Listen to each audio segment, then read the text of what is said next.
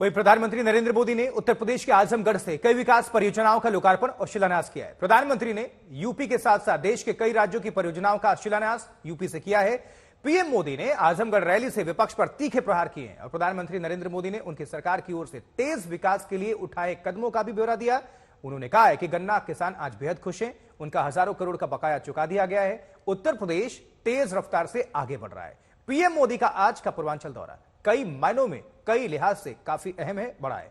पूर्वांचल में यूपी का जो इलाका है वहां 5 सीटों पर पिछली बार बीजेपी हारी थी और इस बार बीजेपी मिशन 400 पार के तहत पूर्वांचल में बेहतर करने की उम्मीद कर रही है।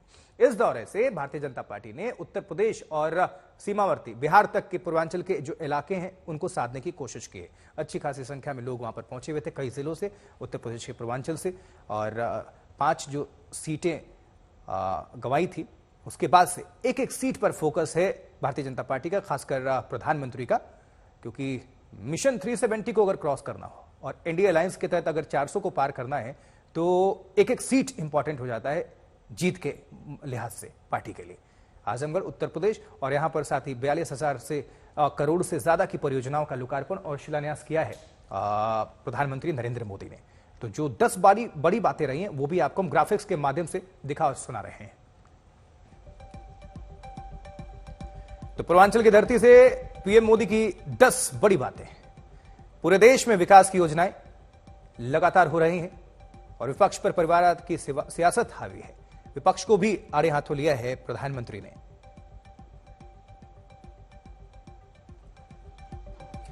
चलिए कुछ ग्राफिक्स के माध्यम से आपको अगर आंकड़े दे दें और समीकरणों को समझते हैं। आइए देखिए, भारतीय जनता पार्टी ने 17 सीटें जीती 2019 में। बीजेपी का ये जो ग्राफ है उसको हम बता रहे हैं पूर्वांचल के हिसाब से, कुल 26 सीटों में से 17 सीटें जीती। वहीं भारतीय जनता पार्टी के सहयोगियों ने 2 सीटों पर कब्जा किया था। वहीं बीजेपी से कितनी जो हारी थी भारतीय जनता पार्टी ने, उस इलाके से 7 सीटों को गंवाया था। खासकर अगर पूर्वांचल को जोड़ लें 14 में से तो 5 सीटें वो हार गई थी, 9 सीटों पर विजयी हुई थी।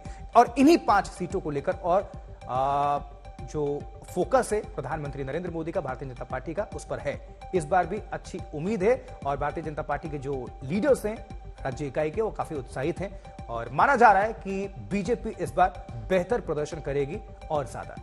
इस बार नीतीश बीजेपी के साथ, ये बिहार की बातें बता रहे हैं आपको, उत्तर प्रदेश की बात होगी और जो समीकरण है बिहार से वो भी जानना जरूरी हो जाता है। यूपी वाले हिस्से में मजबूत पकड़ नहीं है, ये कमजोरी है। तो ये भी देखिए, कई सीटों पर समाजवादी पार्टी की चुनौती है, लेकिन ये आने वाला वक्त बताएगा। हालांकि अखिलेश यादव बार बार कह रहे हैं कि 80 में से 80 सीटें बीजेपी हार जाएगी, लेकिन ऐसा क्या हो पाएगा? ऐसा चमत्कार होगा, ये देखने वाली बात होगी। और देखने वाली बात ये भी होगी कि समाजवादी पार्टी कितने सीटों पर विजयी करा पाती है अपने उम्मीदवारों को, और कांग्रेस क्या वहां पर कर पाती है। कई का खाता नहीं खुल पाया था, ये भी देखने वाली बात होगी। साथियों, उत्तर प्रदेश जैसे जैसे विकास की बुलंदियों को छू रहा है, तुष्टीकरण का जहर भी कमजोर पड़ रहा है।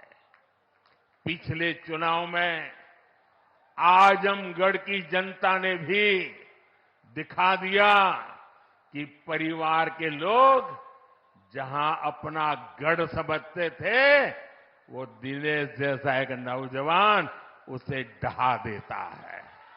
परिवारवादी लोग इतने बौखलाए हुए हैं, आए दिन मोदी को लगातार गाली दे रहे हैं।